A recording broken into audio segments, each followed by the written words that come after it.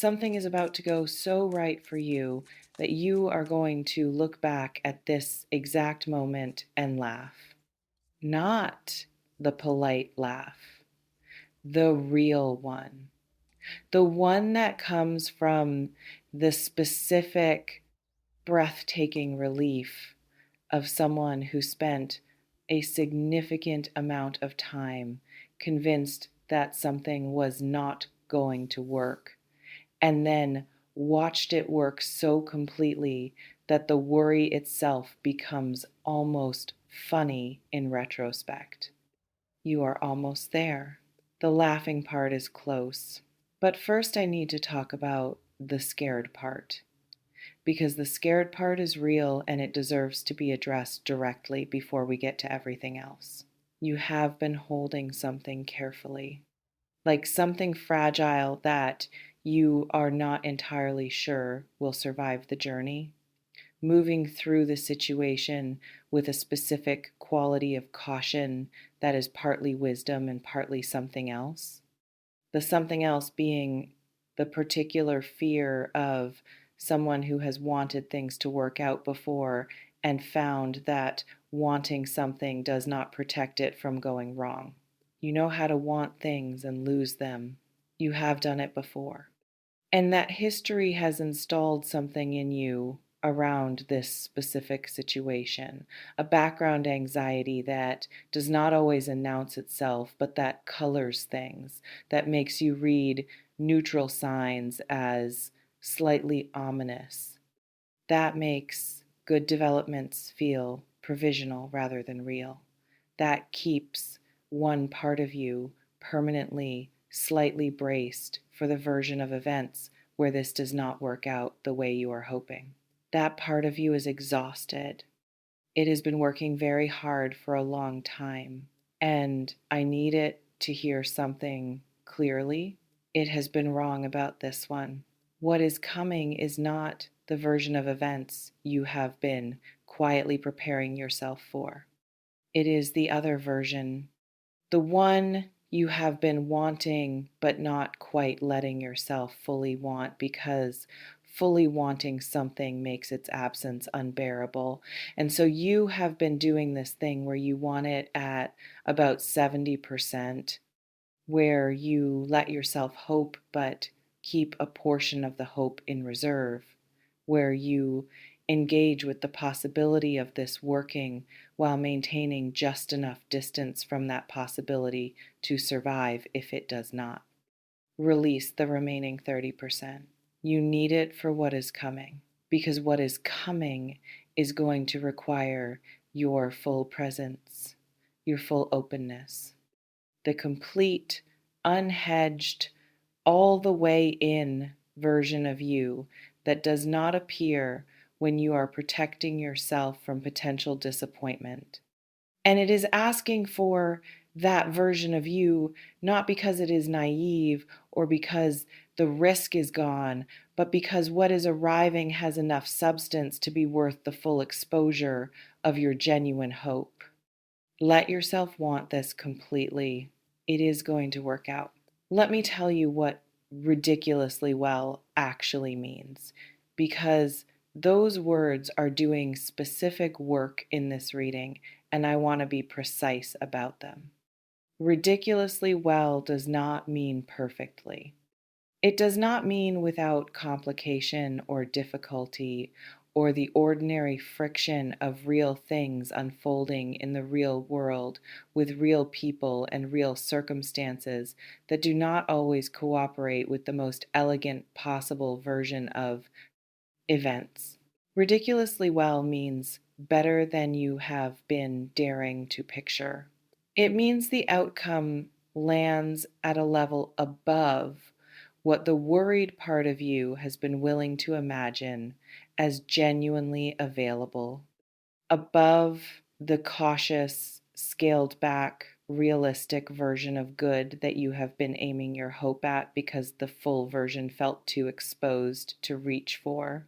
Something is going to exceed the cautious version significantly And when it does, when you are standing inside an outcome that the scared part of you genuinely did not believe was coming, the specific quality of the feeling is going to be something close to disbelief, followed immediately by the kind of laughter that has relief in it. That is the ridiculously well, the disbelief followed by the relief, followed by the laugh. It is coming. Um, I want to talk about why this particular situation has felt so scary because I feel it clearly, and I think naming it specifically is more useful than speaking about fear in general terms. The stakes are real. That is the honest answer. You are not scared because you are a fearful person. You are not scared because you have some psychological pattern that attaches anxiety to good things regardless of what they are. You are scared because what you are hoping for in this situation matters to you in a way that makes the possibility of it not working out genuinely significant.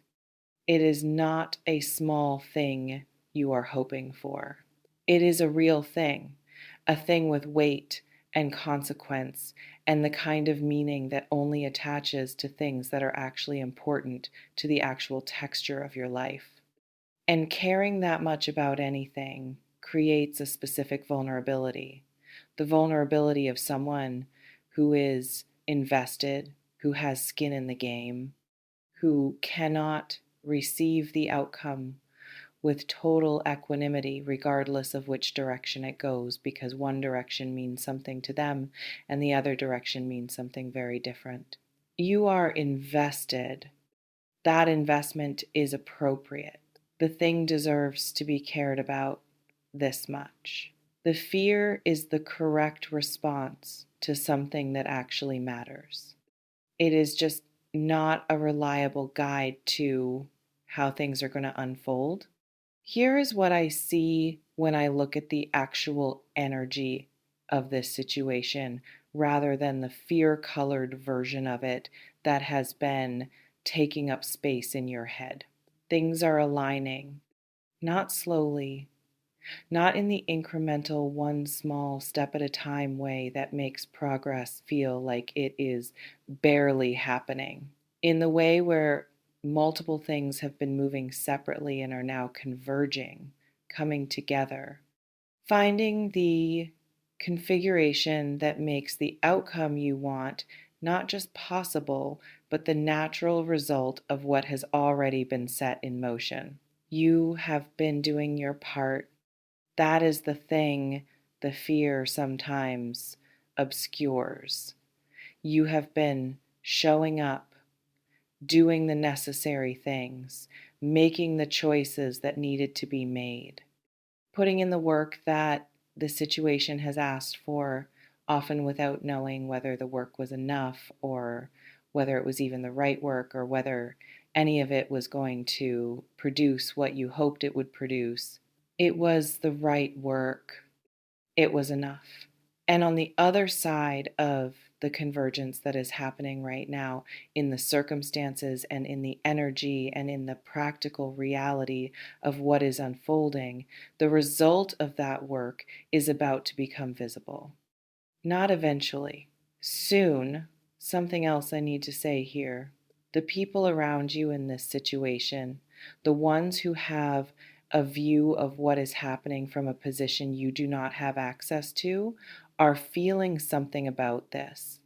Confidence, not the performed kind, the actual kind, the kind that lives in people who have enough information and enough perspective to see what you cannot see from inside your own fear. People who are watching the situation unfold from a wider angle than the one available to you, and who are not worried about the way you have been worried. They have been wanting to tell you to say, relax, to say, you are further along than you think, to say the thing you are scared of is not what is coming. What is coming is the other thing, the good one. Does something in you know this already? Underneath the worry, underneath the careful management of your own hope, is there a quieter place where something knows that this is going to be okay? Where the fear is not the only voice and something steadier and less anxious is also present, has been present the whole time, saying, "This is going to work." That quieter voice is the accurate one. The fear is loud, but it is not right about this. The quiet voice is right. Let me know in the comments if you feel this. Tell me if there is something specific you have been scared about that this reading is speaking to. Tell me if the quieter voice has been trying to get through, because I think it has. I think it has been trying to get through for a while. I want to address something that the fear has been doing that I think you should know about. It has been shrinking the picture. Fear does this. It contracts the available vision down to the smallest, most manageable version of possibility. It edits out the larger outcomes because larger outcomes require larger hope, and larger hope is more exposed. And exposure is what fear is specifically designed to prevent. So, your fear has been presenting you with a small picture, a version of what is possible here that fits comfortably within what can be survived if it does not work. A version that keeps the ceiling low enough that a disappointment would not be catastrophic. The actual picture is bigger, considerably bigger. The outcome that is coming does not fit in the frame that fear has been offering you. It spills out of it, exceeds it, arrives at a scale that the worried, cautious, please just let this be okay version of your hope was not allowing itself to picture. That is the ridiculously well. That is the laugh. That is the moment you look back and understand that the ceiling you were worried about not reaching was never the actual ceiling. There was so much more room above it. Let me talk about timing because I feel it is relevant and I want to be specific. Things are closer than they feel from inside the waiting. Waiting always distorts time, makes things feel further than they are, creates a quality of duration that is actually about the emotional weight of the waiting rather than the actual temporal distance to the outcome. You are not as far from the resolution of this as the waiting has been making it feel. Something is about to shift in the practical circumstances of the situation, in the way things arrange themselves, in the moment where what has been in process reaches its conclusion and that conclusion lands in your life in a form you can actually hold and examine and understand to be real. That moment is not far. Pay attention to the next series of days and what arrives in them, not with the anxious, scanning quality of someone who has been waiting too long and is starting to look for signs that are not there, with the relaxed, open, grounded attention of someone who knows something is coming and is simply staying present enough to receive it when it arrives.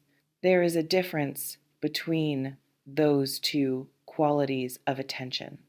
One pushes things away, the other allows them in. Practice the second one.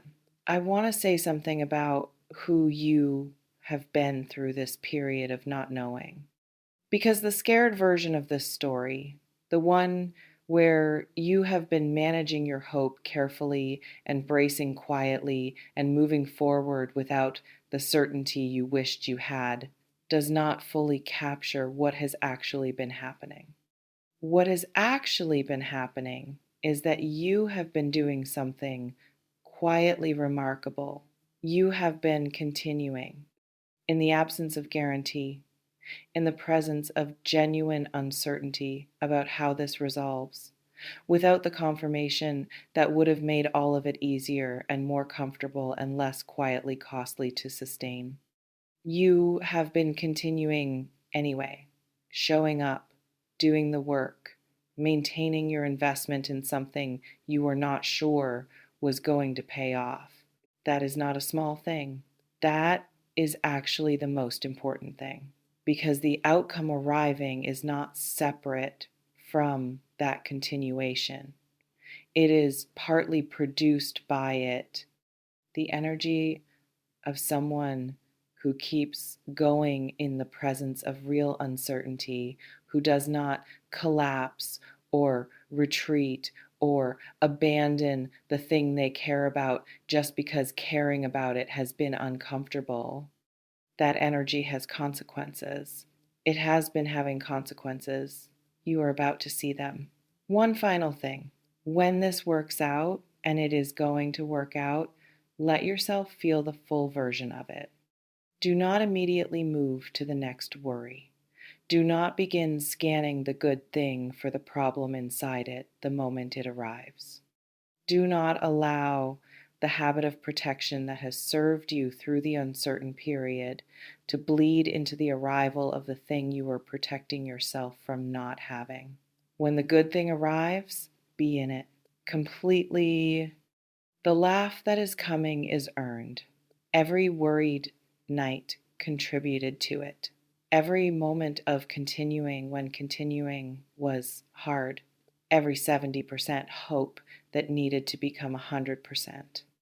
The laugh belongs to you. Let it be full when it comes. Tell me in the comments what you have been scared about.